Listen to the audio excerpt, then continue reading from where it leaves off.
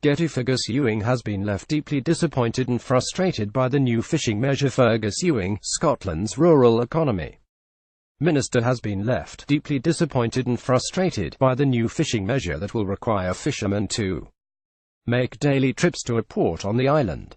The politician described his relations with the Isle of Man as extremely fraught and claimed the measure would put livelihoods at risk.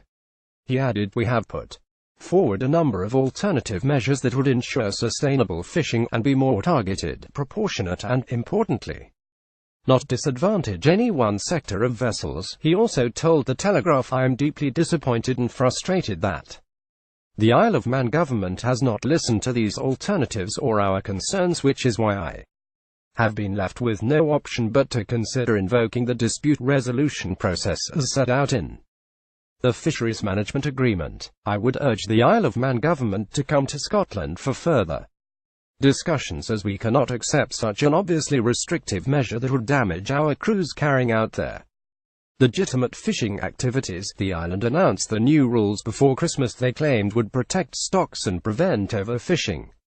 Scotland argued it only found out about the fishing change on December 22. The scallop industry is worth an estimated £3 million to the country. Reports claim that vessels over 12 meters will be threatened as they typically only catch a small amount of scallops each day. This would make it hard to justify a trip to the Island of Man. Scottish officials declared the change increases significant health and safety issues and has a clear discriminatory impact on domestic ships. They added that the rules have not undergone a proper consultation process and it is fundamentally flawed. The new measures were delayed from being implemented on Monday thanks to the Scottish government's refusal to accept them. It said they breached a fishery agreement. Meanwhile, the Isle of Man's Environment, Food and Agriculture Minister, Geoffrey Boot, declared that boats were needed to make the trip every day to ensure fishing is not underreported. He went on to say that following the outrage, Scottish ships could report their catches electronically from ports at home as long as trips were solely in Manx waters.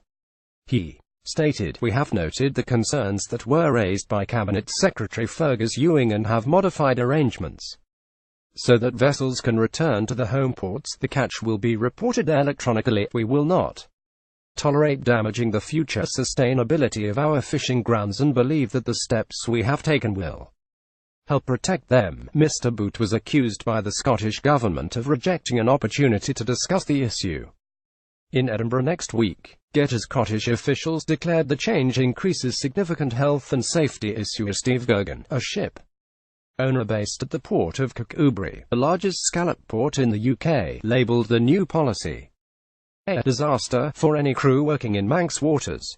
He explained, "In some locations, reporting in would mean wasting at least 40 hours while burning an extra 3,000 litres of fuel, so you have a carbon emission issue. You've got wasting time and you've got more time away from home."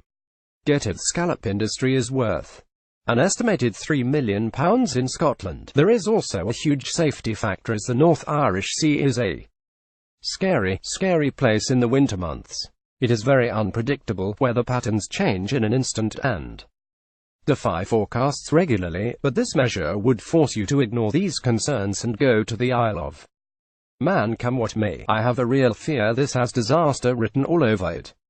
And ironically, today, of all days, is the 20th anniversary of the Solway harvest being lost in the North Irish Sea.